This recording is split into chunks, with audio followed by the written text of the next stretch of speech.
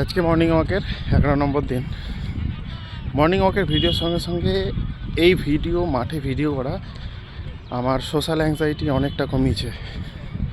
Social anxiety দূর করারও এটা একটা ভালো পথ। আজকে আমি খুব খুশি যে আমি 11 দিন টানা মাঠে এসেছি, নিজের ভিডিও করেছি এবং প্রত্যেক দিন পোস্ট করেছি এবং আমি আগামীতেও করব। আপনারা আমার ভিডিওগুলো দেখুন, আমার পাশে থাকুন। ধন্যবাদ। এবার একটু ম্যাম।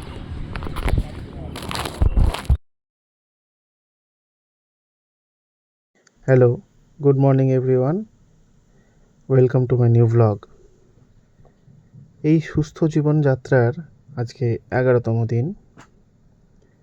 প্রত্যেক দিনের মতো আজকে সকালবেলায় ঘুম থেকে উঠে ফ্রেশ হয়ে রেডি হয়ে বেরিয়ে পড়েছিলাম মর্নিং ওয়াকের জন্য। হেঁটে মাঠে পৌঁছলাম, মাঠে হাঁটা কমপ্লিট করলাম। আজ ওয়েদারটা বেশ ভালো ছিল, মাঠে প্রচুর লোক, আমিও তাদের মধ্যে একজন। প্রত্যেক দিনের মতোই কেউ ব্যায়াম করছে, কেউ দৌড়চ্ছে, কেউ হাঁটছে, কেউ বসে রয়েছে। আমি এদিকে আমার ব্যায়ামগুলো করছি। ব্যায়াম করছিলাম, তখন দেখলাম কয়েকটি ছেলে ক্রিকেট খেলছিল। তারা তাদের বলটা কিছুতেই খুঁজে পাচ্ছে না, আর আমি দূর থেকে বলটা দেখতে পাচ্ছিলাম, তাই তাদের ডেকে বলটা দেখিয়ে দিলাম। তারাও ধন্যবাদ জানালো। দিয়ে আমি আবার আমার ব্যায়ামে ফিরে গেলাম। প্রথম দিনের থেকে আজ 11 নম্বর দিনে কিছুটা হলেও ব্যায়ামে উন্নতি হয়েছে, ব্যায়াম করার ক্ষমতা বেড়েছে। এই যে পদহস্তাসন করছি, প্রথম দিন খুবই অসুবিধা হচ্ছিল, তবে আজকে অনেকটা সহজভাবে পদহস্তাসন করেছি। তারপর ত্রিকোণাসন করলাম। এই ত্রিকোণাসন করলে পেটের পাশের অর্থাৎ সাইডের যে মেদগুলো সেগুলো কমে। আপনারাও প্রত্যেকদিন এইভাবে একটু করে এক্সারসাইজ করুন। ধীরে ধীরে শারীরিক মানসিক সব কিছুর উন্নতি ঘটবে। প্রথম দিন 1 মিনিট প্ল্যাঙ্ক করতে যতটা কষ্ট হয়েছিল, এখন 1 মিনিটের অধিক প্ল্যাঙ্ক আমি করতে পারি। তবে এখনও 1.5 মিনিট পর্যন্ত পৌঁছতে পারিনি। আশা করছি খুব তাড়াতাড়ি 1.5 মিনিটে পৌঁছে যাব।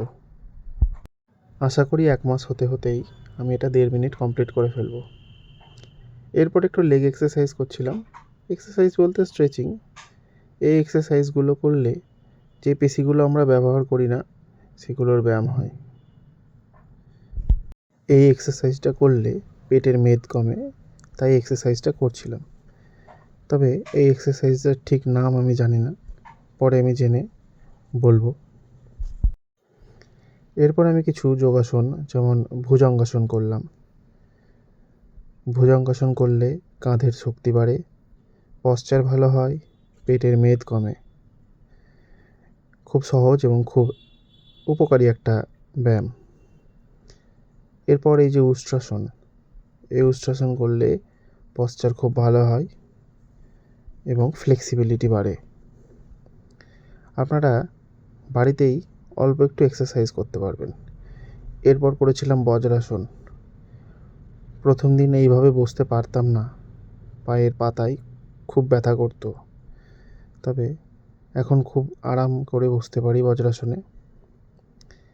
এরপর একটু পায়ের ব্যায়াম করলাম, সাইড লাজেস।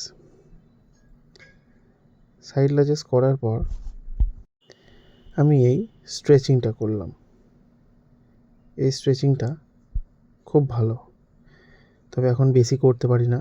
দুদিকে 5টা 5টা 10টাই করেছি।